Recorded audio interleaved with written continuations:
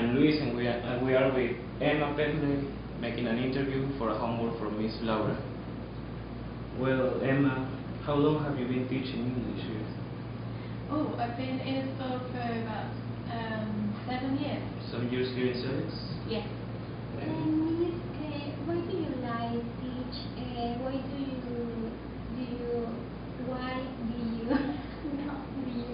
be teacher?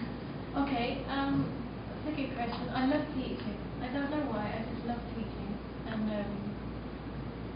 I guess I enjoy watching people progress and grow. I enjoy making people laugh. I enjoy feeling that I can help people to overcome problems in their life or challenges in their life.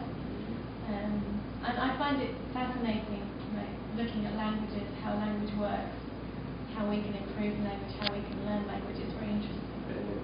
How do you think the language learning can improve or can mean progress for the people, for students? Well, learning English obviously is extremely important because in every country in the world you can use English to communicate. In general, learning any foreign language is very useful for understanding culture, for understanding people. You learn to appreciate the differences between people when you learn language. What is the best experience for learning during your career as a teacher? As a teacher, my best experience? I don't know. That's a really difficult question. I don't know. Maybe on teacher training, during my teacher training, I found that really difficult but really rewarding. I felt I progressed and I learned a lot. I don't know. Working with young people is difficult. What do you think about the relationship the teacher with the students? It's difficult. I think it's important to be a good friend with the students, to understand their point of view, to understand their culture, but also you have to maintain discipline. So it's difficult to have a friendly relationship and maintain discipline. You have to try and maintain both. Where are you from, excuse me? From England. From England. Okay. You have been here for 7 years? Yeah, in Ecuador, yes. In Latin America, I've been for 8.5. Oh, in which country have you been? I was in Bolivia. And you talked English there? Yes, I did. Oh. And why did you come from there to Ecuador? I came because I met my husband in Bolivia, but my husband's Ecuadorian. Oh. And he came home and I followed him. That's nice. And do you think the students change every year in their behavior, in the way they learn English? Yeah, I think the students have got better. My experience in the school, students have started to take English more seriously, and I've noticed that the generation now students, you love to talk in English, you love to speak in English, and that wasn't, 7 years ago it wasn't like that. 7 years ago the students hated speaking English. But there has been a change. I think it's been a result of changes in the teaching methodology and the teachers that we've had here.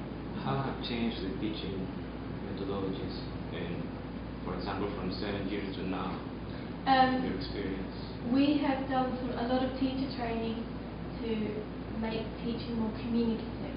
It's called a communicative methodology. So there's much more speaking in class, much more listening, much more skills practice. But 7 years ago, I think teachers were much more focused on grammar and vocabulary. About the Ecuadorian education, what do you think? What do you say about that? Ecuadorian education in How general. it can improve? No, especially in English. In English, I think, well, it's difficult to generalize.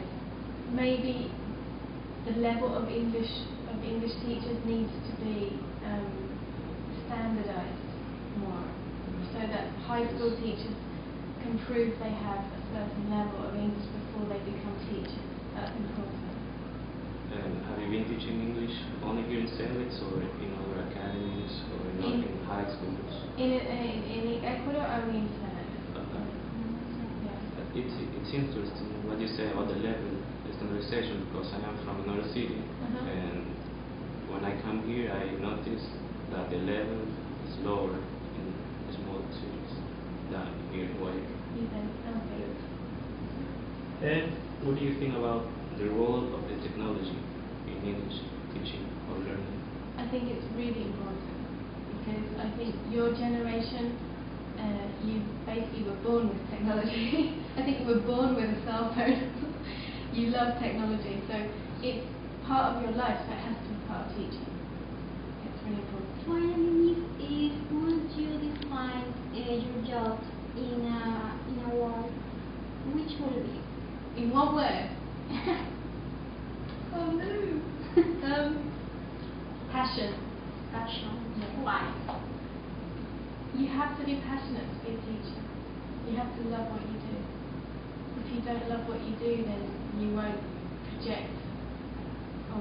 project that passion to your students. You won't motivate your students unless you love what you do. Any advice for those who want to learn English? Advice?